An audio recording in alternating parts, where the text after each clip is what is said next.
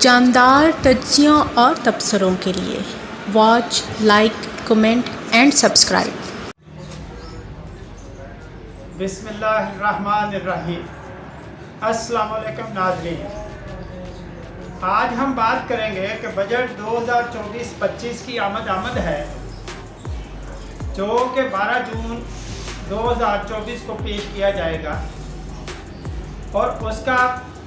قومی اسمبلی میں بحث کے بعد وہ بل منظور ہوگا۔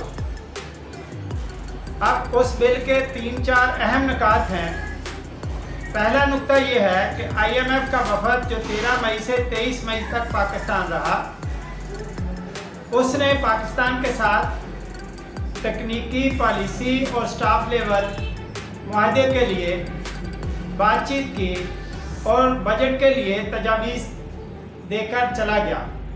اور یہ کہا کہ اگر ان کی مروضہ تجاویز کو قومی اسمبلی سے پاس کروا لیا گیا، منظور کروا لیا گیا، تو وہ پاکستان کو $6 ارب کی امدادی قرض کی منظوری دے دے گا اور پاکستان کے ساتھ سٹاف لیول ایگریمنٹ ہو جائے گا۔ اب اس میں انہوں نے جو تجاویز دی،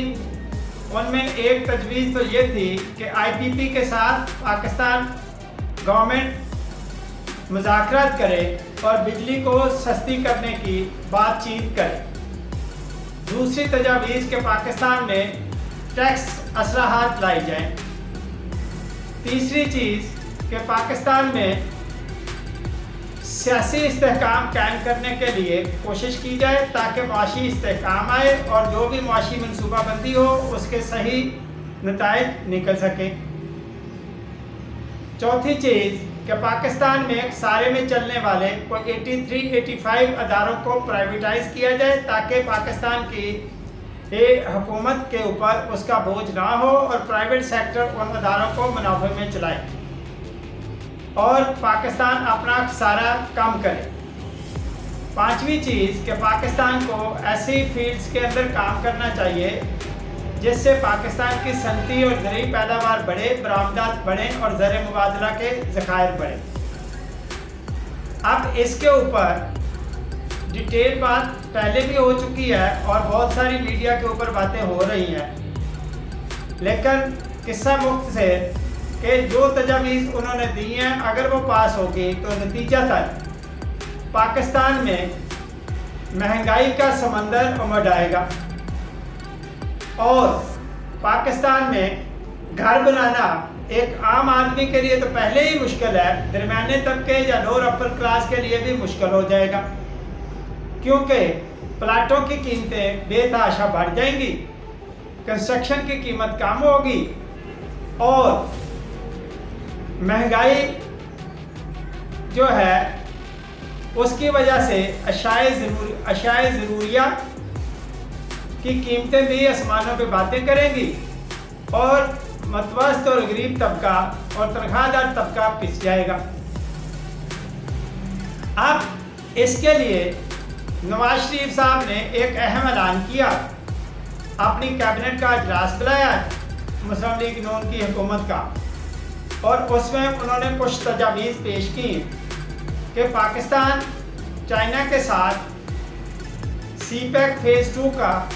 جو کام ہے وہ اس کو تیز کرے تاکہ پاکستان میں صنعت کاری ہوئے، انفراسٹرکچر بہتر ہوئے اور پاکستان کی صنعتی پیداوار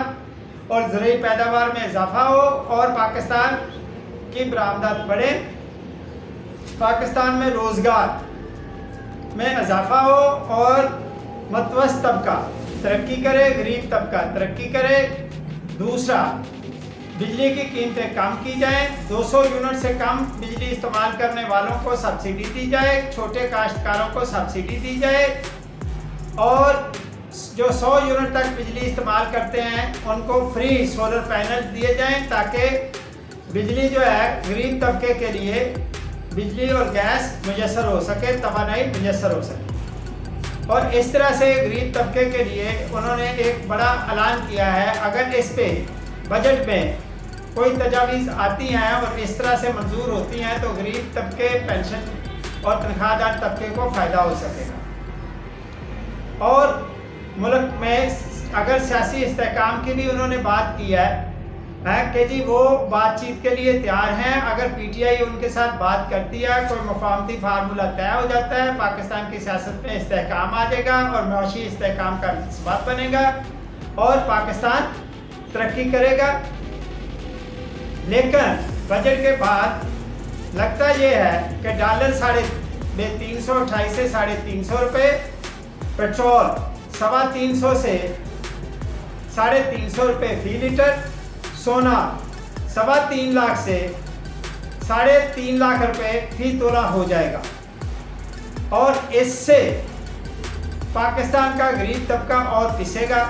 ट्रांसपोर्ट की कीमतें बढ़ जाएंगी और अशाए ज़रूरिया की कीमतें भी बढ़ जाएंगी और आम आदमी के लिए मसाइल पैदा होंगे। और इन मसाइल को दूर करने के लिए जो नवाज शरीफ साहब ने ऐलान किए हैं, अगर उन पर अमल दरामद होता है तो कुछ मसाइल कम हो जाएंगे और पाकिस्तानी अवाम को फ़ायदा होएगा और पाकिस्तान तरक्की की राह पर गामजन भी हो सकता है, माशी तरक्की भी आ सकती है। शुक्रिया।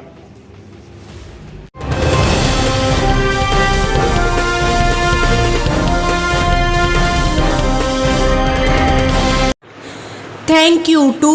watch, like, comment and subscribe.